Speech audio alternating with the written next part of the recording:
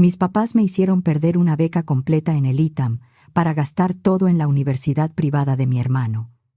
Según ellos, una hija no necesitaba una carrera tan prestigiosa. 10 años después, cuando Ramiro los dejó al borde de perder la casa y con deudas que ya no podían esconder, me exigieron casi 9 millones de pesos, aunque acababan de ver el testamento de mi abuela y la valoración médica que les cerraba la puerta a sus mentiras. Pero eso no empezó el día que me pidieron dinero. Estoy sentada en mi oficina, en un piso alto de Santa Fe. Me llamo Alejandra Montes Rangel. Tengo 28 años. Soy directora de finanzas en una empresa tecnológica que acaba de cerrar una ronda Serie D, y soy dueña de un negocio de antigüedades que me dejó mi abuela. A veces pienso en lo distinta que pudo haber sido mi vida si una sola noche, hace 10 años, mis papás hubieran decidido quererme con la misma fuerza con la que querían a mi hermano. Crecí en una familia de clase media en Tlalpan. Mi papá, Armando Montes, era gerente regional en una empresa de paquetería y logística.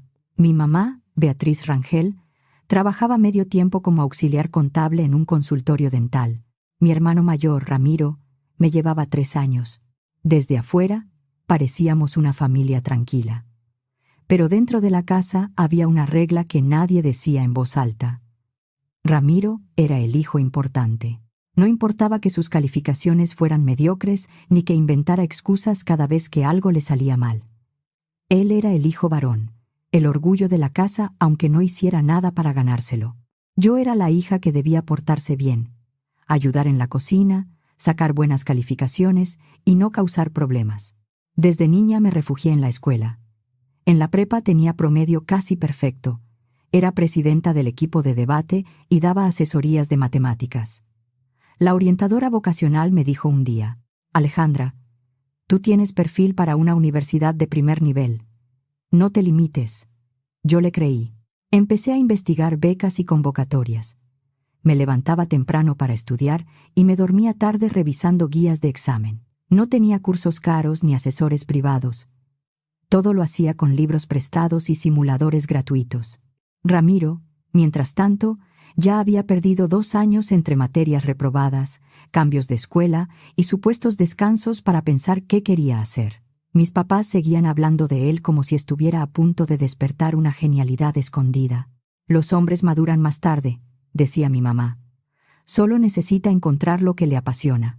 Mi papá asentía. Ramiro tiene potencial, nada más le falta a alguien que lo sepa orientar. Y vaya que lo orientaron.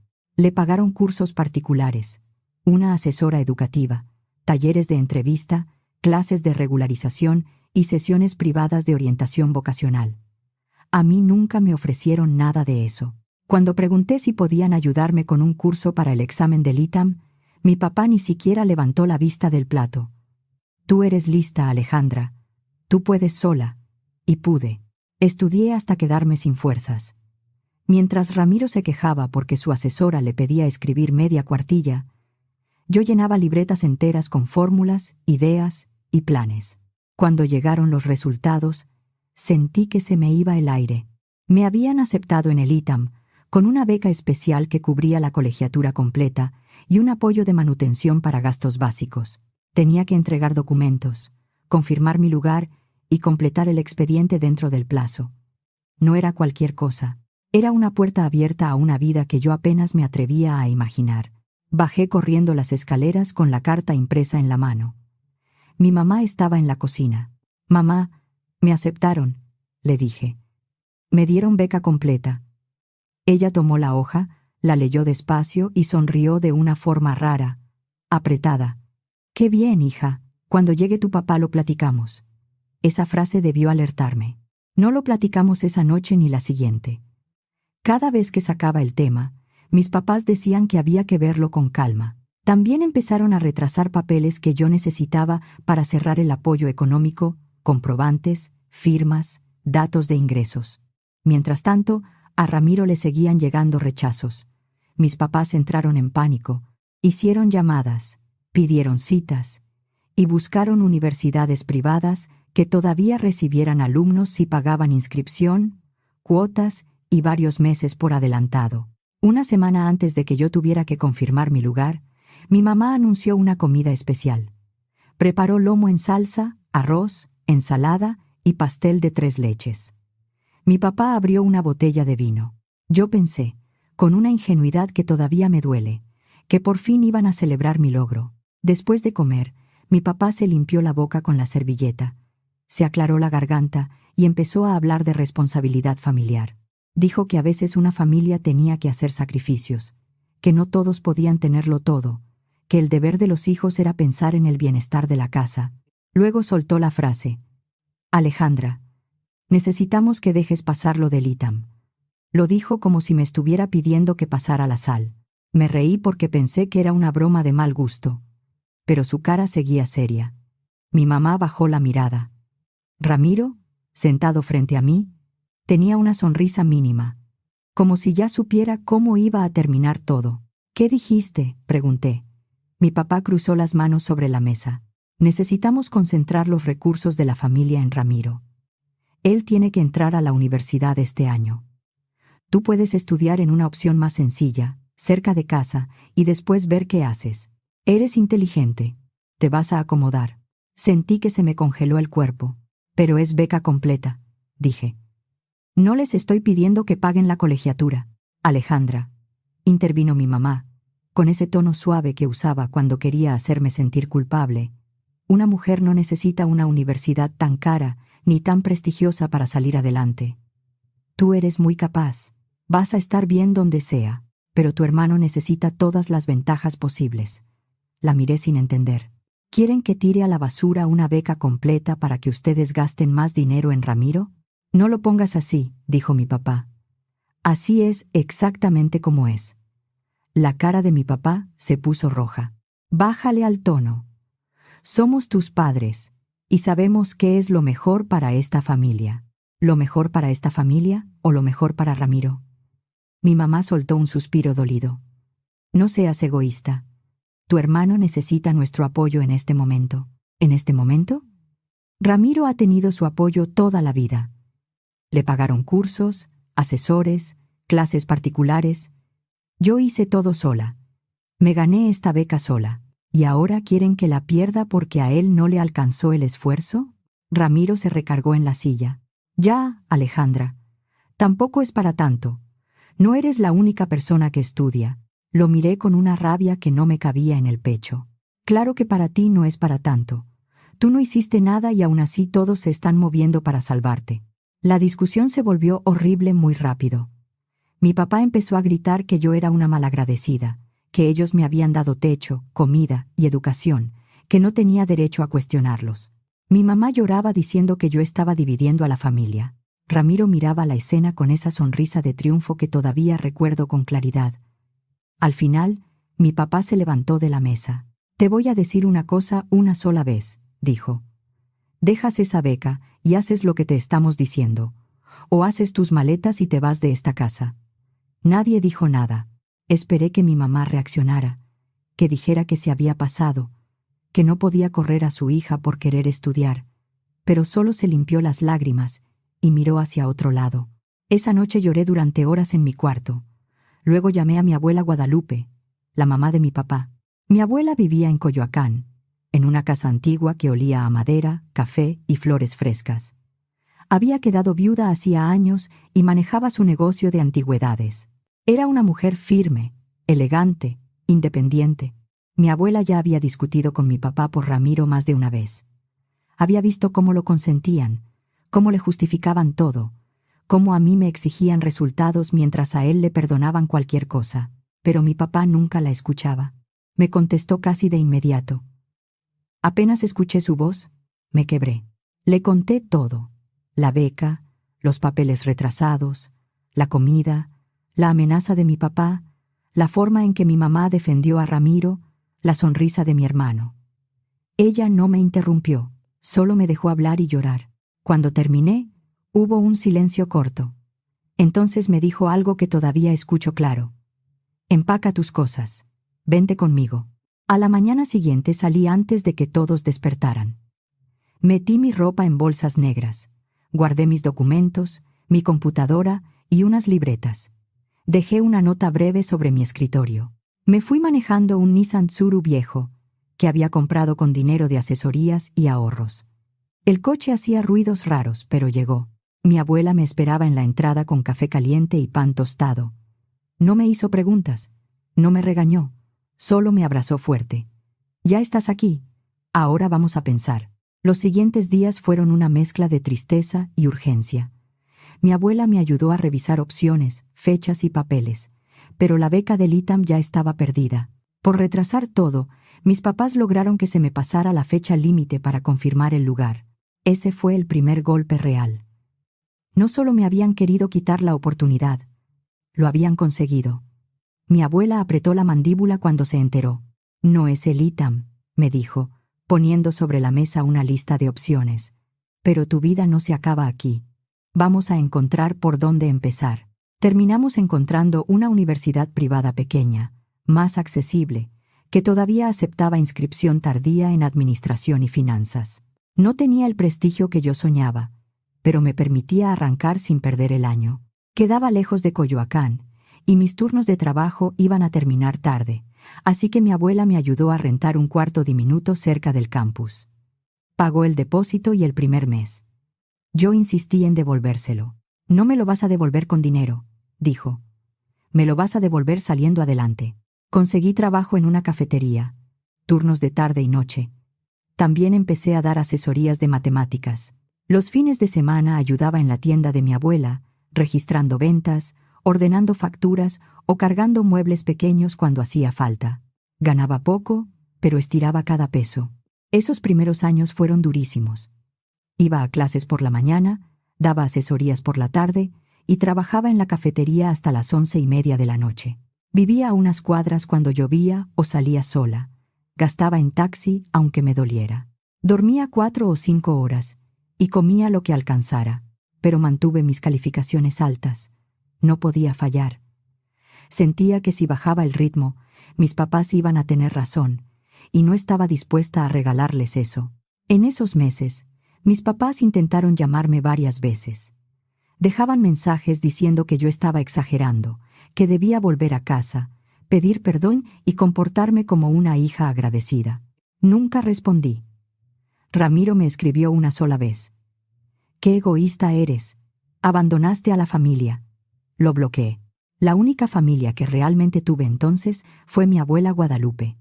Me invitaba a comer los domingos y me mandaba de regreso con comida para la semana. A veces encontraba billetes doblados dentro de mis libros. Cuando el Tsuru se descompuso, ella pagó la reparación y no me dejó discutir. «La familia se cuida», decía. La familia de verdad. Después de 1 año y medio, presenté examen para entrar a la UNAM en una carrera relacionada con finanzas y administración. Estudié como si todo dependiera de eso. Cuando me aceptaron, lloré sola en mi cuarto, sentada en el piso, con la computadora abierta frente a mí. Entré por concurso y después peleé la equivalencia de algunas materias. No me aceptaron todo, apenas una parte, pero eso me ayudó a no empezar desde cero. De todos modos tuve que cargar horarios pesados para no atrasarme demasiado. No era el camino que había imaginado a los 18. Pero era una universidad enorme, seria, respetada, y yo iba a aprovecharla con todo lo que tenía. Me cambié a un cuarto más pequeño para pagar menos renta. Conseguí trabajo de medio tiempo en la biblioteca de la facultad y mantuve asesorías los fines de semana. Seguía durmiendo poco, seguía midiendo cada peso, pero por fin sentía que avanzaba. Durante ese tiempo, mi abuela me contaba cosas de mis papás y de Ramiro. Lo metieron en una universidad privada carísima en Puebla, una de esas que aceptaba alumnos si pagaban inscripción, colegiaturas y cuotas por adelantado. Para cubrirlo, pidieron préstamos, refinanciaron la casa, usaron ahorros y tocaron el dinero del retiro. 2 años después, lo dieron de baja por bajo rendimiento, faltas y un problema disciplinario en una residencia estudiantil. Mis papás intentaron apelar. Culparon a sus compañeros, al estrés, a los maestros. La universidad no cedió. Entonces buscaron otra opción.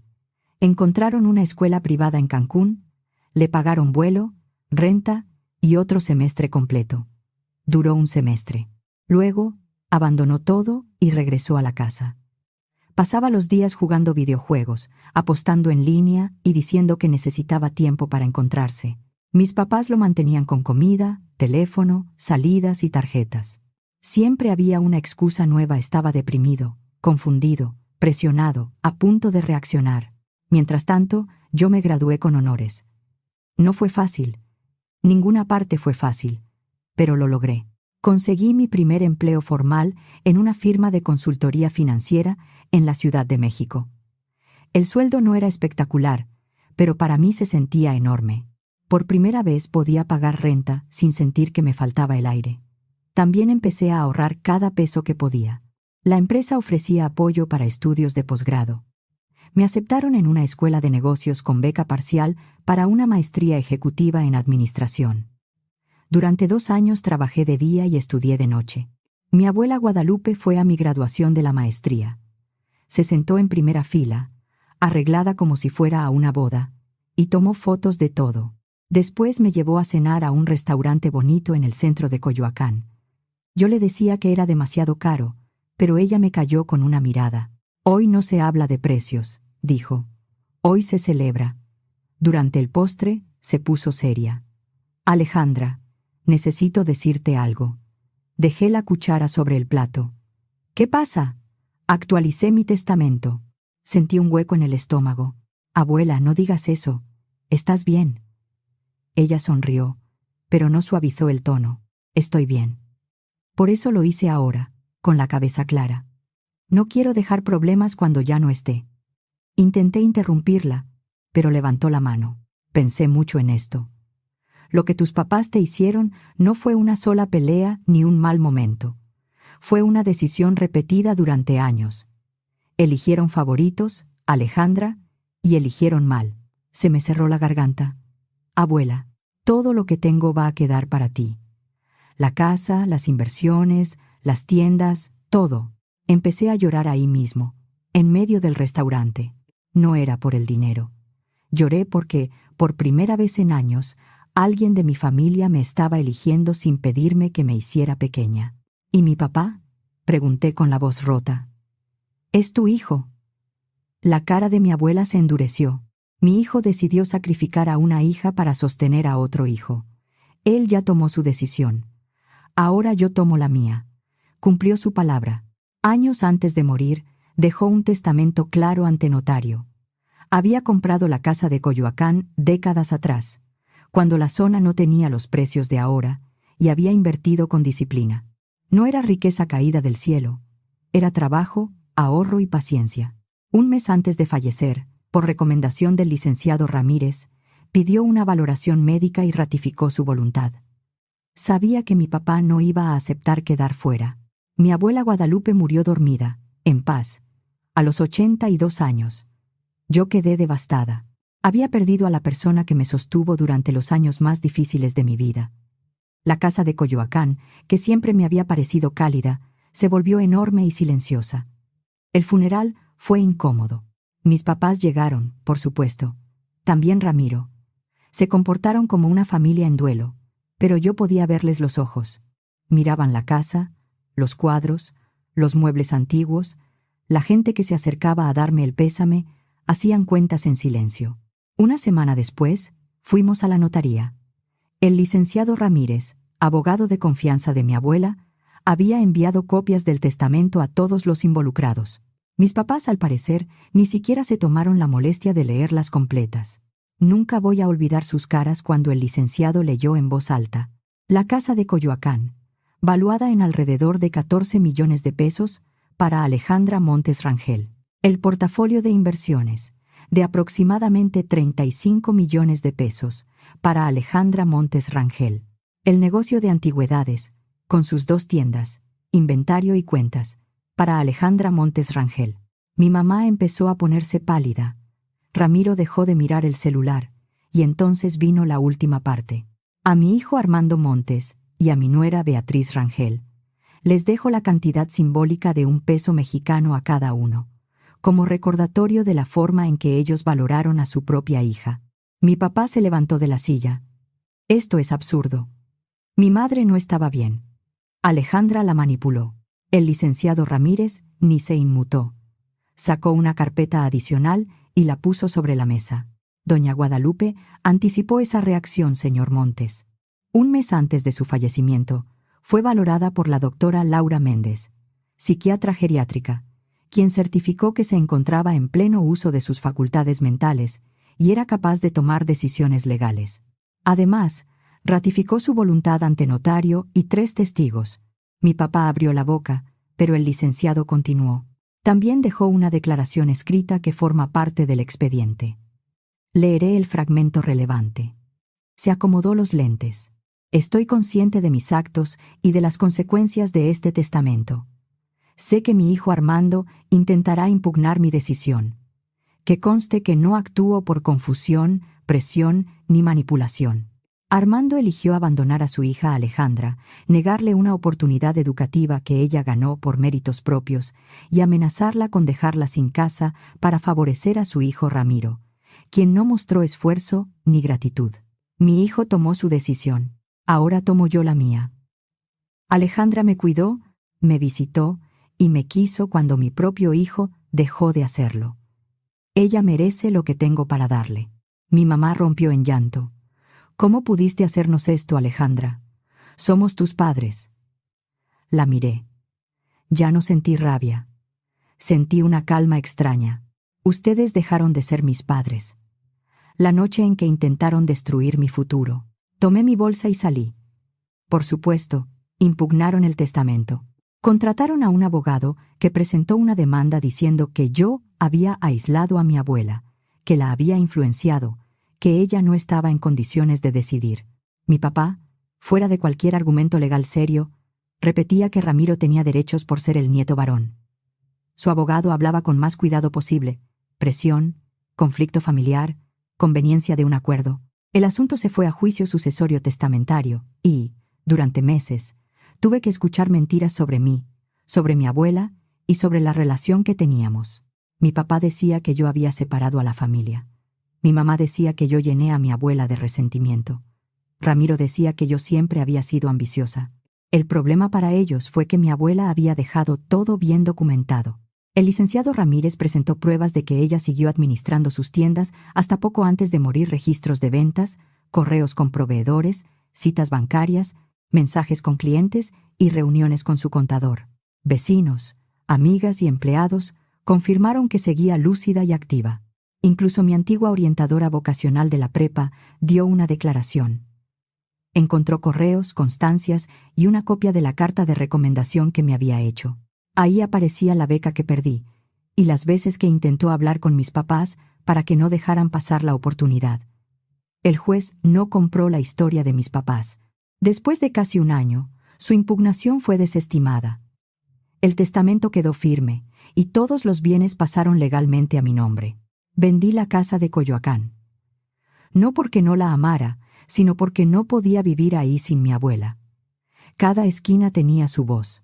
Guardé algunas piezas importantes: fotos, cartas, una lámpara antigua que siempre le gustó, y vendí el resto con calma. Invertí la mayor parte del dinero de forma conservadora. Tomé una parte, alrededor de 5 millones de pesos, y creé un fondo de becas para mujeres jóvenes de familias con bajos ingresos y alto desempeño académico. Lo hice con un consejo independiente, reglas claras y criterios transparentes. Eran apoyos parciales renovables para inscripción, transporte, materiales o manutención. No quería favoritismos. No quería repetir la historia desde el otro lado. El negocio de antigüedades fue más complicado. Yo no sabía tanto de piezas antiguas como mi abuela, pero sí entendía números, procesos y estrategia. Dejé al frente a Carmen, una gerente que había trabajado con mi abuela por años. Luego modernicé la operación tienda en línea, inventarios ordenados, facturas digitales, redes sociales y envíos a todo el país. Con el tiempo, la tienda dejó de ser un negocio pequeño. Mantuvimos Coyoacán, abrimos un punto en la Roma Norte y fortalecimos la venta en línea. Carmen maneja la operación diaria. Yo veo finanzas, inversiones y riesgos. Y sí, el negocio es rentable. Hay buen dinero en las antigüedades cuando respetas el oficio y ordenas las cuentas. Al mismo tiempo, mi carrera corporativa también despegó. Después de la maestría, Entré a una startup como analista financiera. Aprendí a presentar números ante inversionistas, construir modelos financieros, revisar contratos y negociar presupuestos. Ascendí a gerente, luego a directora de finanzas. Cuando otra empresa tecnológica me buscó, acababa de cerrar una ronda serie de y necesitaba estructura. Yo tenía 28 años, credenciales, resultados y algo que no se aprende en ningún posgrado sabía construir sin margen de error. Mientras mi vida iba tomando forma, la de mis papás se estaba desmoronando. Ramiro acumuló deudas enormes por apuestas en línea. Primero fue póker, luego apuestas deportivas, después visitas a casinos. También llenó tarjetas de crédito, pidió préstamos personales y tomó dinero de las cuentas de mis papás sin permiso. Mis papás siguieron justificándolo hasta que ya no pudieron. La casa que habían refinanciado para pagarle universidades privadas estaba en riesgo. Los ahorros para el retiro se habían ido. Las tarjetas estaban al límite. Entre colegiaturas, refinanciamiento, préstamos personales y deudas de juego de Ramiro, debían más de lo que podían pagar. Durante el proceso sucesorio, antes de que la herencia quedara firme, mi mamá me llamó desde un número desconocido. Contesté porque pensé que podía ser algo del trabajo. Alejandra, dijo entre sollozos, necesitamos tu ayuda. Me quedé callada. ¿Qué pasa? Vamos a perder la casa. El banco ya nos está presionando. Necesitamos casi 9 millones de pesos. Casi me reí. No por diversión, sino por incredulidad. ¿Casi 9 millones? Para salvar la casa, liquidar atrasos y cubrir lo que Ramiro dejó encima, dijo rápido. Te lo vamos pagando, aunque tardemos años, te lo prometo. ¿Con qué? Hubo silencio. Ya veremos cómo. Somos familia, Alejandra. La familia se ayuda. Ahí sí solté una risa seca. Familia. Como cuando ustedes me ayudaron intentando obligarme a renunciar a mi beca, como cuando me corrieron por no sacrificar mi futuro por Ramiro. Eso fue diferente, dijo mi mamá. Intentábamos hacerlo mejor. Lo mejor para Ramiro. Siempre para Ramiro. Tu hermano no tiene ese dinero.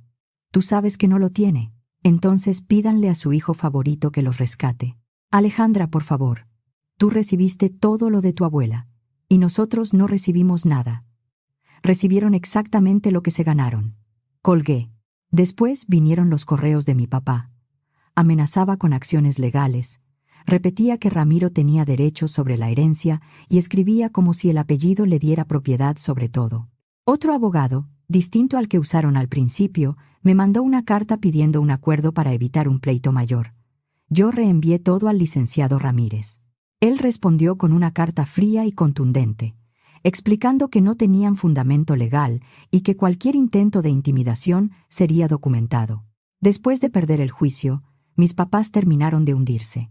La casa se perdió. Tuvieron que mudarse a un departamento pequeño en Los Reyes La Paz, ya del lado del Estado de México. Mi papá, que antes era gerente regional y ganaba bien, ya no consiguió un puesto parecido. La edad pesa, aunque nadie quiera decirlo. Terminó trabajando como vigilante nocturno en una bodega. Mi mamá consiguió empleo como personal de limpieza en un edificio de oficinas. No lo digo con burla. Cualquier trabajo honesto merece respeto. Lo que me cuesta ignorar es la ironía.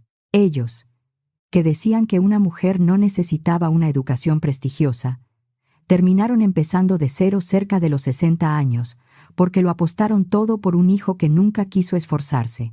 Ramiro se fue en autobús a Monterrey con una maleta y poco dinero para escapar de sus acreedores. La última vez que escuché algo de él, trabajaba sin contrato fijo en una mudanza y dormía en el sillón de un conocido. La gente a la que debía dinero en la Ciudad de México no era gente con la que uno quisiera tener problemas, así que no pensaba volver pronto. De vez en cuando, algún conocido en común me dice que debería sentir lástima por mis papás. Son tus padres, me dicen. Ahora tienes mucho, podrías ayudarlos. Esa gente no estuvo en la mesa aquella noche.